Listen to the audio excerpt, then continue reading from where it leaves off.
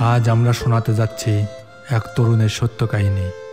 তার নাম ও পরিচয় আমরা গোপন রাখছি, কারণ সে আমাদের কাছে চিঠি লিখে জানিয়েছেন তার জীবনের এক কঠিন অধ্যায়ের কথা, যা শুধু তার নয়, আমাদের সমাজের অনেক তরুণ তরুণীর জীবনের প্রতিচ্ছবি। সে লিখেছে এমনটা: আমি একজন সাধারণ ছেলে, আমার বাবা একজন কৃষক। ছোটবেলা থেকে দেখছি কেমন কষ্ট করে বাবা আমাদের বড় করেছে। আমি ভাবতাম একদিন আমি বাবার মুখে হাসি ফোটাবো। পড়াশুনো করছি ঢাকা বাংলা কলেজে। সেখানে আমার জীবনে আসে একটি মেয়ে। প্রথম দেখাতে মনে হয়েছিল এ মানুষটা আমার আপন। আমরা একে অপরে খুব কাছাকাছি চলে আসি।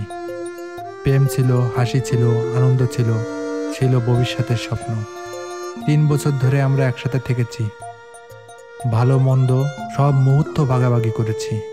এই পর্যন্ত গল্পটা স্বপ্নের মতোই সুন্দর, কিন্তু তারপর শুরু হলো আমার জীবনের অন্ধকার অধ্যায়।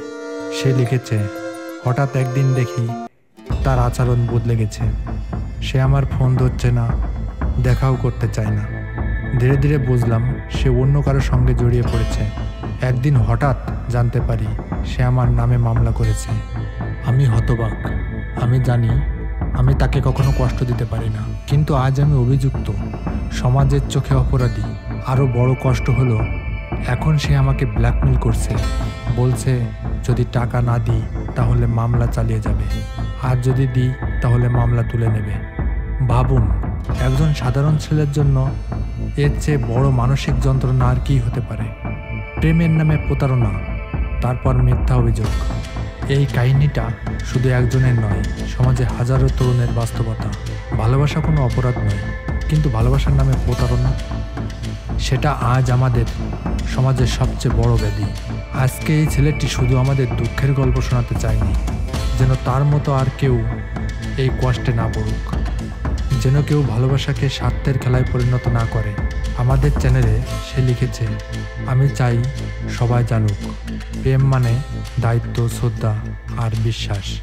যে সম্পর্ক শ্রদ্ধা হারায় সেখানে ভালোবাসা টেকে না, আর যেখানে এই প্রতারণা সেখানে ন্যায় বিচার পাওয়া অসম্ভব।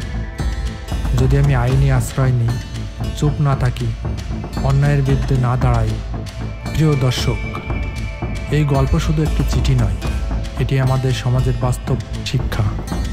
আমরা সবাই যেন শিখি, কাউকে কখনো যেন নিজের ব্যক্তিগত মুহূর্ত দিয়ে প্রতারণার সুযোগ না দিই।